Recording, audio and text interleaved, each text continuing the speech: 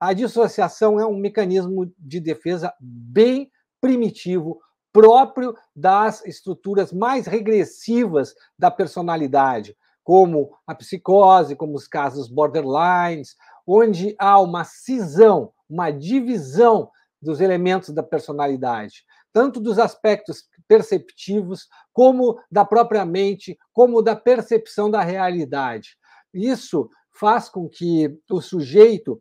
use de maneira hiperativa os mecanismos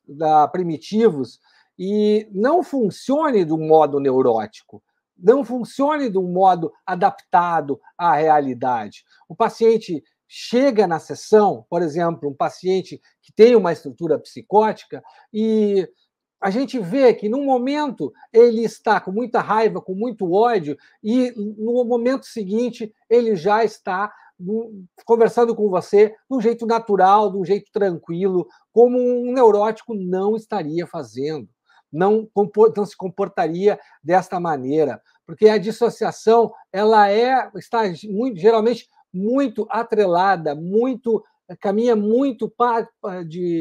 ao lado da identificação projetiva, um mecanismo de defesa que a Melanie Klein descreveu perfeitamente lá em 1946, no seu texto mais famoso, Notas sobre alguns mecanismos esquizoides. Já a ambivalência é um fenômeno próprio das estruturas neuróticas, né, onde há uma dúvida em relação ao objeto, há uma dúvida, há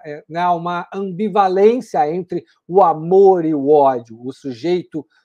ama e odeia ao mesmo tempo o objeto, e isso causa muito sofrimento dentro dele. O caso mais clássico sobre isso são as estruturas neuróticas obsessivas, como Freud descreveu. Por exemplo, se a gente for pegar o caso do Homem dos Ratos, nós vamos ver ali toda a ambivalência sendo mostrada na sua plenitude, mostrada de maneira clara, a maneira como o paciente que o Freud atendeu, o Homem dos Ratos, o homem do caso clínico do Freud, o Ernest Lancer, ele tinha uma ambivalência muito forte, muito intensa, seja com o seu pai, que já havia morrido quando ele estava sendo analisado pelo Freud, como pela uma pessoa que ele amava e o rejeitava. Esse tipo de fenômeno fazia ele sofrer muito e fazia ele ter comportamentos psicopatológicos bem estranhos, bem característicos, bem, como é que eu vou chamar? Bizarros até, como, por exemplo, ficar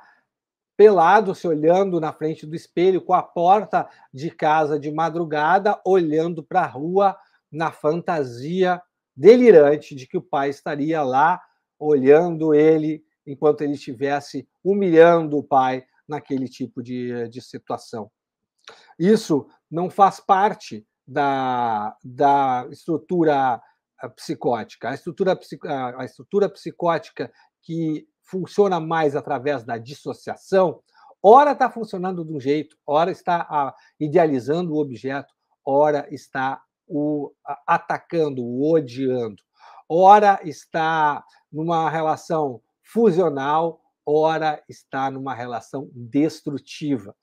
E essa é uma questão bem importante para psicólogos e psicanalistas terem presente quando forem trabalhar com os pacientes, para, inclusive, diagnosticarem as estruturas da personalidade e diferenciarem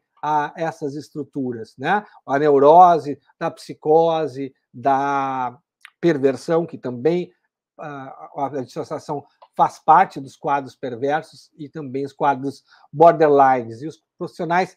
se confundem muito em relação a essa questão, porque ficam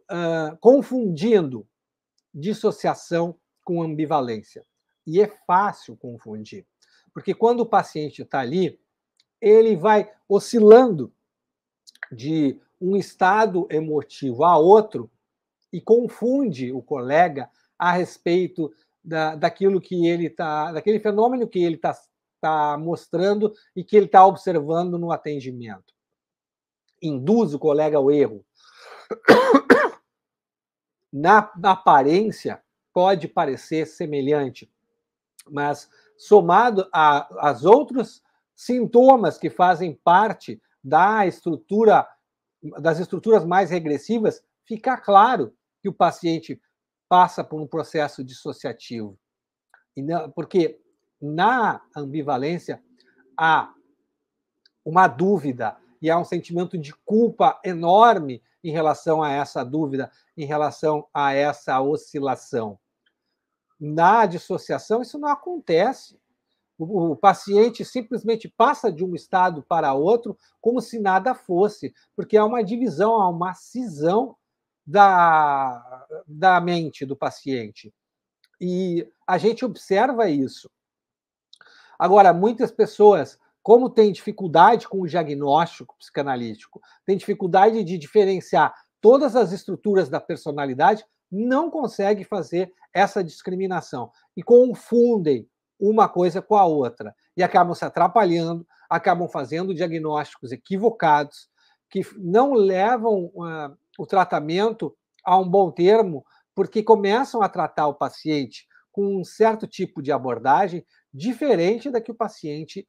necessitaria. Por exemplo, tratam o paciente como se estivessem tratando alguém neurótico, onde o recalque é o principal mecanismo de defesa, e querem ajudar esse paciente a fazer com que ele entre em contato com questões que ele desconhece sobre si mesmo, que ele recalcou, só para que ele possa ter mais autoconhecimento sobre o próprio funcionamento mental, quando o paciente precisa, muitas vezes, intervenções que o ajudem a integrar o seu ego, reforçar a sua personalidade, porque o seu ego está desestruturado, está desintegrado, inclusive pelos próprios processos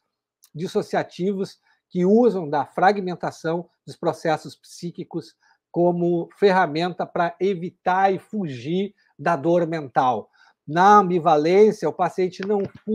foge da dor mental, ele sofre com ela, ele sente culpa em relação a ela. E é uma culpa diferente da culpa psicótica, que é uma culpa de um superego mais arcaico, mais rígido, mais severo, que assola o paciente com ideias delirantes que impõem a ele um método e um sistema rígido de julgamento e condenação. Essa culpa neurótica é uma culpa que perturba o paciente nas suas funções, só que o paciente ele não perde completamente o juízo crítico, o contato com a realidade, como acontece quando há a dissociação, como acontece nos quadros mais regressivos das estruturas da personalidade. Porque é importante a gente poder diferenciar esses quadros clínicos para poder fazer um correto diagnóstico psicanalítico. Se a gente quer efetivamente diferenciar as estruturas da personalidade, fazer um correto diagnóstico, devolver para o paciente que a gente está entendendo quem ele é, quais são os seus problemas, a gente precisa discriminar esses fenômenos. Porque quando a gente vai conversar com o paciente e devolver para ele que a gente está entendendo o que ele está passando, a gente tem que mostrar isso para ele perceber em nós que nós somos a pessoa que sabe o que está fazendo, que vai ajudá-lo a resolver seus problemas emocionais.